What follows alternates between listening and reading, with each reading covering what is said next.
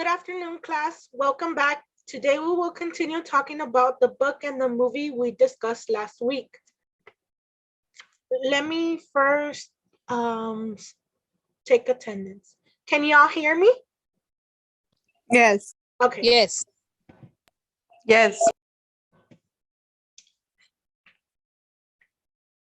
Leticia Velez, Here. Manuel Rivera, Here. Viri Garcia, Here. Jackie Solis. Here. Okay. Like I said, we're going to be discussing movie and the book that we read last week.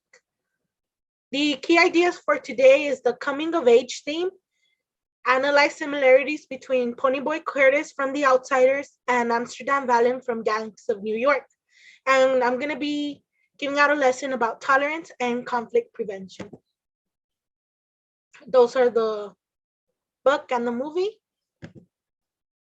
Coming of age. Coming of age is a young person's transition from being a child to an adult. On The Outsiders, we see this by the living condition and the traumatic experiences. It has to do with it.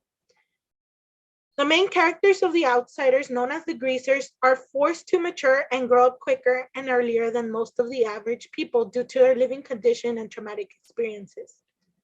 The living conditions in The Outsiders was in east side of Oklahoma, and it was full of gang society. The social classes are the Greasers and the Sox. The Greasers live in poor east side, composed of a lower middle class teens. The Sox were also abbreviated the Socials, were the rival gangs of the Greasers, and they were a gang of rich teenagers who live on the west side. We see coming of age in The Outsiders when Derry Ponyboy, older brother, has to grow up and he has to take care of his younger brothers after his parents' death. Some traumatic experiences is that the Greasers have to face everyday conflict between the Sox. Also, Ponyboy, who is the protagonist, has to face living without his parents. Ponyboy and his friends Johnny are attacked by a group of Sox. Bob, who is one of the Sox, tries to drown Ponyboy. This leads to Johnny stabbing Bob with a switchblade and killing him. Ponyboy and Johnny end up fleeing and hiding in an abandoned church with the help of a fellow greaser named Dally. When they finally decide to turn themselves in, there is an incident occurring, which is when the abandoned church is on fire with 8 children inside. Ponyboy and Johnny end up saving the children, but they don't make it out and the church starts collapsing. Dally goes on and rescues them both. The 3 of them end up in the hospital. Ponyboy is not injured as much as Johnny and Dally. Johnny is actually dying from his burns. Eventually, Ponyboy loses 2 of his closest friends, Johnny and Dally. Dally ends up dying when he tries to rob the grocery store. We also see the theme coming of age in Gangs of New York. Amsterdam Valen is the main protagonist in this movie, and Amsterdam loses his father, Priest Valen, due to a final battle of gangs in the neighborhood of 5 Points. The natives are led by Bill the Butcher Cudney, and the Dead Rabbits are led by an Irish Catholic immigrant, Priest Valen. Amsterdam is forced to grow up after witnessing his father's death. He is also taken to an orphanage when he eventually returns to 5 Points seeking revenge. Similarities between protagonists. The protagonist in The Outsiders is Ponyboy Curtis, and the protagonist in Gangs of New York is Amsterdam Valen. Similarities are that they are both orphans, they are both in gangs, both lose some of their friends. Ironically, both of them had friends named Johnny, and they both end up dying. They are loyal to their gangs. Both characters are fighting against rival gangs in a final battle, and both characters are experiencing coming of age. What is tolerance? It is the ability or willingness to tolerate something, the existence of opinion or behavior that one does not necessarily agree with. Also, the capacity to endure pain or hardship. In both The Outsiders and Gangs of New York, we can't see much tolerance being portrayed. If we do not learn tolerance, it can lead to becoming separated in society, like the gangs that were mentioned. We also saw how the gangs had no tolerance and it just led to people getting hurt. Tolerance helped people to live together peacefully. And this image is very important. Tolerance is permitting others to practice their belief and make their own choices. You don't have to agree with them. It's a matter of respect for individuals as fellow humans. Respect others, be tolerant.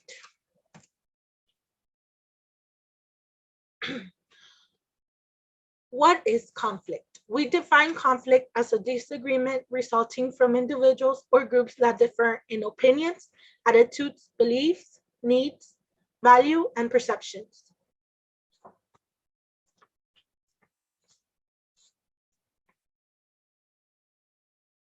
Conflict prevention.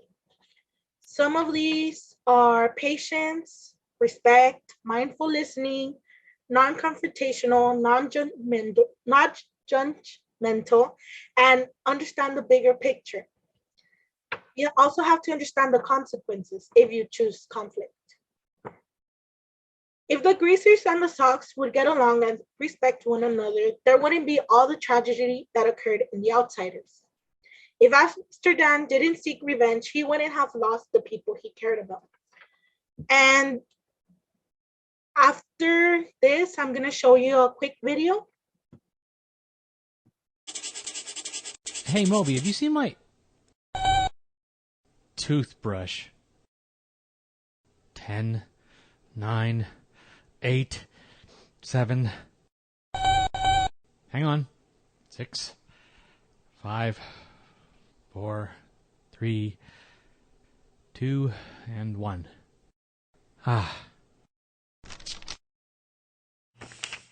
Dear Tim and Moby, my sister and I argue practically every day. What can I do to stop it? From Wayne. Hey, Wayne. When you spend enough time with other people, your wants and needs are bound to conflict with theirs. Maybe you and your sister both want to use your tablet at the same time. Or you might feel a good friend of yours isn't playing fairly. When situations like these arise, you're going to feel some strong emotions. That's perfectly okay. Anger and frustration are normal feelings, and everyone has them at one time or another. It's how you deal with those feelings that counts. You may be tempted to act aggressively with yelling and name-calling, or even with violence. That can just provoke the other person to act the same way. You won't get what you want, and you'll end up in an argument or a fight. True, sometimes they'll back down and you'll get your way.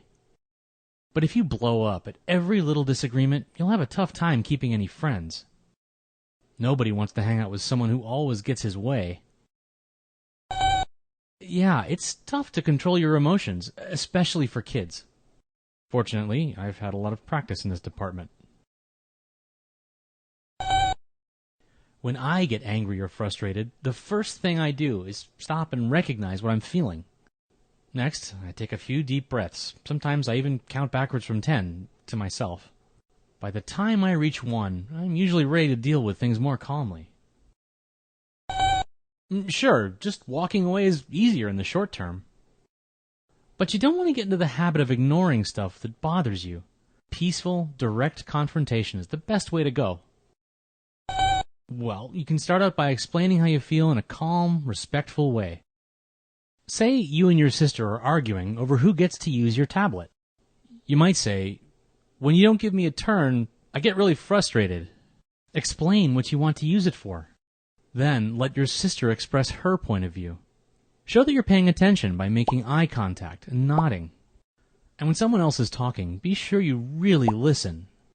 Maybe your sister has been waiting all day to talk to her friend from summer camp. Maybe she's researching an important project for school. Think about how you would feel if she wanted you to just hand over the tablet. People are more reasonable when they see that you understand where they're coming from. You could say something like, I don't want to interrupt you and your friend. Can you let me know when you're done? It helps to think of the other person as your partner, not your enemy. The real enemy is the problem you're both trying to solve. Still, if things get a little too heated, you might want to call in another person to mediate the dispute. It can be anyone you trust to be fair, a family member, a friend, a classmate, even a teacher. The mediator can decide when it's each person's time to talk and make sure that everyone acts in a respectful manner. The best solutions involve a compromise. Each side gives a little ground. For example, you and your sister can set a schedule for sharing your tablet. Instead of the dispute ending with one person losing, we get a win-win situation. Oh, right. Well, Moby, when you use my toothbrush to clean your toes, I feel grossed out. I wonder how long it's been going on, and I get sick to my stomach. I see. You get carbon buildup on your toes, and it's really uncomfortable. Maybe there's a solution we can both live with.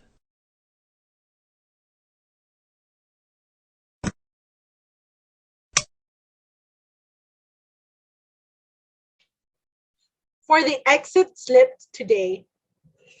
Number 1, what is one similarity between Ponyboy and Amsterdam? Do any of y'all want to answer that for question number 1? Yes. One similarity between Ponyboy and Amsterdam is that they are both orphans. Yes, correct, Vidi. Thank you. Number 2, what were the two gangs in The Outsiders? The two gangs in The Outsiders are the Greasers and the Stooks. Yes, correct, Manuel. Thank you. Number 3, why is tolerance important?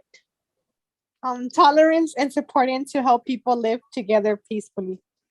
Thank you, Jackie. Correct. And number 4, mention one thing that the video discusses to prevent conflict. One thing I could do to prevent conflict is to resolve it by peaceful, direct confrontation. Yes, correct. I did mention that in the lesson. Well, thank you, guys. This completes our lesson for today. Thank you for coming today.